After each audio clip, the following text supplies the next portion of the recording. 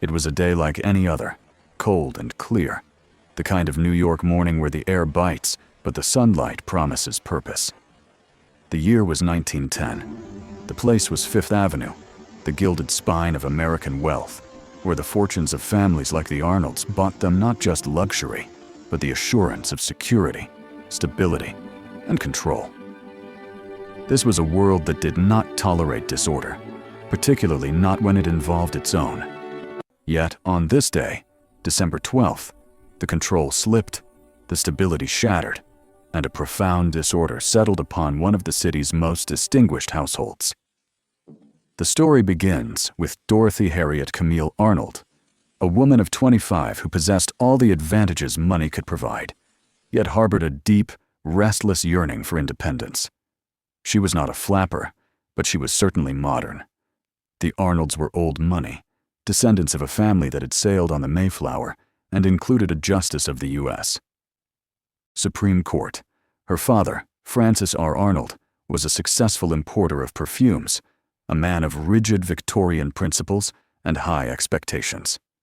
Her mother, Mary Parks Arnold, was a socialite, deeply entrenched in the manners and mores of their wealthy sphere. Dorothy lived with them in a stately brownstone at 108 East 79th Street. Dorothy was attractive, intelligent, and a graduate of Bryn Mawr College, class of 1905. Critically, she was a would-be writer. She wanted to escape the suffocating social obligations of her class, the constant rounds of dances, teas, and chaperoned calls, to pursue a serious literary career. She had submitted short stories to prominent magazines, including McClure's and Scribner's, but had met with repeated rejection. This artistic ambition, coupled with the pressure of her society life, fueled a quiet, desperate tension within her. She was a bird in a gilded cage, and on December 12, 1910, she flew out. The day began normally enough. Dorothy told her parents she planned to go shopping for an evening gown for an upcoming debutante party. This was a plausible, expected errand. Her true, unspoken mission, however, was to collect a 5-pound box of chocolates and, more importantly, cash a check for $25, an amount Frances Arnold had given her for the small purchases that a young woman of her standing might make. It was a modest sum, but it represented the total of her liquid assets. At approximately 11 a.m., she left the brownstone. She was dressed impeccably, in the fashion of the day, a long blue cloth coat, a tailored skirt, and a large black velvet hat. She carried a new sable muff, a costly accessory, and $25 in cash. Her route was simple, a walk of a few blocks that led her toward the busy heart of the city. Her first confirmed stop was the Park Tilford grocery store at the corner of 5th Avenue and 27th Street. She purchased the candy, paid cash, and had the package sent back to her home. This action is critical. The fact that she had a delivery sent back home is strong evidence that she did not intend to run away or commit suicide immediately, as one does not arrange for deliveries to an empty house. Her next stop was the Brentano's bookstore, then located at 27th Street, just a few doors down from Park Tilford. At Brentano's, she purchased a popular book of satirical fiction, Engaged Girl Sketches, by Emily Calvin Blake. She signed the sales slip with her full name, Dorothy Arnold. As she emerged from Brentano's and turned north up 5th Avenue, the avenue was teeming with holiday shoppers, carriages, and the early automobiles of the era. The time was close to 1 p.m. This is where the solid, factual record begins to fade into shadow. Dorothy was last seen alive and confirmed by a reliable witness at the corner of 5th Avenue and 37th Street. This witness was a close friend and former Bryn Mawr classmate named George Courtwright, though he was sometimes identified in early papers as George C. Courtwright, Jr. Courtwright was traveling south, Dorothy was traveling north. They stopped and chatted briefly. Dorothy made a casual comment that she planned to walk through Central Park to her home for lunch. She smiled, waved, and continued her walk north toward 38th Street. Courtwright later reported the interaction to the police. He found nothing unusual in her appearance or manner, She seemed perfectly normal, perhaps slightly rushed due to the holiday crowds, but otherwise unperturbed. The total distance from this last confirmed sighting to her home was approximately 20 blocks, a 20-minute walk, or a short trolley ride away. She did not arrive home for lunch. She did not show up for dinner. She was never seen again. The initial reaction of the Arnold family was not one of panic, but one of discretion and secrecy. Frances and Mary Arnold were terrified, but more terrifying to them was the prospect of public scandal. To admit that their daughter had vanished was to admit a fundamental failure in their management of their family, a sign of weakness that society would instantly judge. They waited, hoping Dorothy was merely visiting a friend or had impulsively traveled to Boston, a city she loved. They waited for 6 weeks. During this initial period of self-imposed silence, the Arnolds hired a private detective agency, the famous Pinkerton Agency. Frances Arnold instructed the Pinkerton agents that they must not, under any circumstances, allow the case to be linked to the Arnold name in the press. The Pinkerton agents, and later, the lawyers and police, worked under an almost impossible handicap. They could not question Dorothy's friends openly. They could not advertise for witnesses.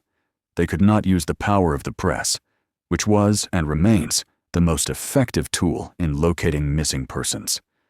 The detectives spent weeks following blind leads in cities Dorothy had mentioned, all while concealing the identity of the missing woman.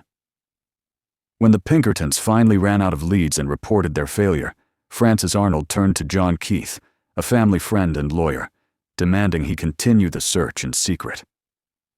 By January 25, 1911, 44 days after the disappearance, the situation became unbearable. Frances Arnold, desperate and frustrated, was finally forced to swallow his pride and contact the New York Police Department. Only then did the case become public. When the press finally got hold of the story, it exploded. A young, wealthy, beautiful society girl vanishing without a trace was every newspaper editor's dream. The Arnold name was now irrevocably linked to scandal, exactly what Frances Arnold had tried to prevent. Frances Arnold gave a statement to the press that was immediately damaging to the search.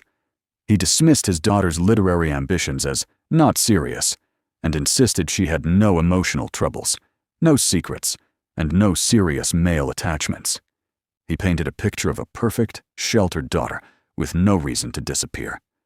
This was quickly proven false. The police investigation, now public, revealed several key suppressed facts. First, Dorothy had recently been rejected again by McClure's magazine. She had written a letter to a friend saying she was mortified by the rejection and felt she could not face her family, who often mocked her writing attempts. She used the phrase, "It has come to a pass where I should commit suicide." The family downplayed this, but the phrase indicated her deep despair over her lack of professional success and the subsequent family scorn. Second, Frances Arnold denied any romantic interests, but the police discovered that Dorothy was secretly corresponding with a man named George Griscom Jr., a mining engineer nearly 20 years her senior. Dorothy was in love with him, and the couple had corresponded discreetly for months. Frances Arnold intensely disapproved of Griscom, forbidding Dorothy from seeing him. After the disappearance, Frances Arnold refused to allow police to contact Griscom, further impeding the investigation. When Griscom finally learned of the situation, he rushed back to the U.S. and cooperated fully, offering detailed, albeit circumstantial evidence of their chaste relationship.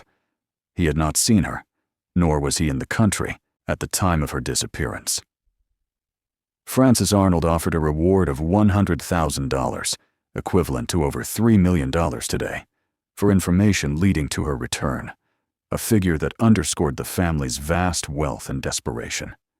The police, however, were frustrated by Arnold's continued interference and his insistence that she was either abducted or had amnesia, refusing to entertain the possibility of suicide or elopement. He famously stated to the police, "A nice girl like Dorothy would not be running around alone in New York in the wintertime, looking for an apartment. There is no doubt that she has been foully dealt with. He clung to the idea of foul play because it externalized the failure. It was the city's fault, not his family's repressive atmosphere.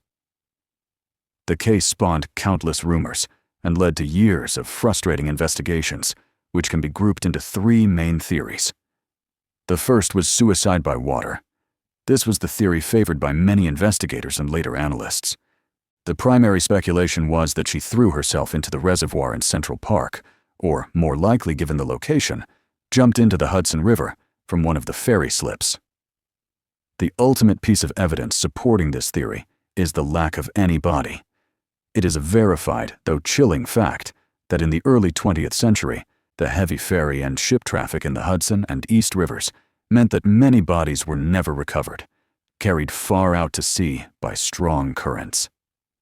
Frances Arnold vehemently rejected this idea, stating that Dorothy could never be driven to such a desperate act. The second was elopement, or voluntary disappearance. This theory played well in the romantic papers, but held little factual weight. The idea was that she was going to meet her forbidden lover, George Griscom, or another man. However, Griscom had an airtight alibi, and Dorothy left with only $25 in cash, and her passport was still at home. A planned elopement or a run for freedom would require more money, more luggage, and her travel documents. It was determined that she had not withdrawn funds or opened a new bank account anywhere in the U.S. or abroad. The third was foul play and hidden remains. This theory focused on abduction, murder, or a medical crisis resulting in death and concealed burial. The $100,000 reward led to scores of false confessions and sensational claims. The most persistent and disturbing theory came years later. In 1916, a prisoner named Edward Glenn in Rhode Island claimed that he and a doctor had been paid $5,000 by an unnamed wealthy man to bury a young woman who had died during an illegal abortion in a house in Tarrytown, New York. Glenn identified the woman as Dorothy Arnold, claiming she had been using an alias. The doctor in question was tracked down, but denied all involvement. The alleged burial site was excavated, but only the remains of a dog were found. Though unproven, the theory that she died accidentally during a secret, botched procedure remains a haunting possibility, addressing her need for secrecy and the lack of a body. Frances Arnold spent the rest of his life and a significant portion of his wealth pursuing every single lead, no matter how outlandish. He never gave up on the idea that she had been kidnapped, refusing to believe she would commit suicide or run away. He maintained a room for her in the brownstone, hoping she would one day return. In 1928, 18 years after her disappearance, Frances Arnold died, having spent over $250,000, roughly $4.5 million today, on the private investigation. He remained convinced that Dorothy was a victim of foul play, largely because the alternative meant admitting his own failure to understand or support his daughter's inner life. Mrs. Arnold, his widow, continued to insist her daughter was alive for decades. She remained in the brownstone, waiting. In 1939, nearly 30 years after she vanished, the case was finally officially closed by the NYPD. The final factual conclusion of the Dorothy Arnold case is that it remains unsolved. There is no definitive evidence of her fate, only competing probabilities shaped by the context of her life and the era in which she lived. The prevailing theories of suicide by drowning or a concealed death following an illegal medical procedure are the most plausible, primarily because they explain the one definitive fact: the total lack of a body and the complete cessation of all financial and social activity. Dorothy Arnold was effectively erased the moment she walked past 37th Street. She walked away from her gilded life and into the anonymity of a great city, seeking a freedom she couldn't achieve while alive. Her disappearance highlighted a crucial truth about the wealthy, early 20th century American elite. Their money could control almost everything: society, business, and politics. But it could not control the human heart. Nor could it prevent a quiet, desperate act of rebellion, even if that rebellion led only to silence. The vanishing heiress became not a tale of abduction, but a devastating portrait of a young woman who, finding no fulfillment in her assigned role, sought a final escape from her beautiful prison. The search for Dorothy Arnold began with 6 weeks of silent, shame-driven investigation, and ended with a public humiliation that Frances Arnold had dreaded all along. The streets of Manhattan, which promised glamour and opportunity, proved to be as cold and indifferent as the Louisiana swamp, swallowing a life whole and leaving behind nothing but a riddle. If you've reached this far into the video, please subscribe to the channel. Also, check out the 2 videos up on the screen right now. You might like them too.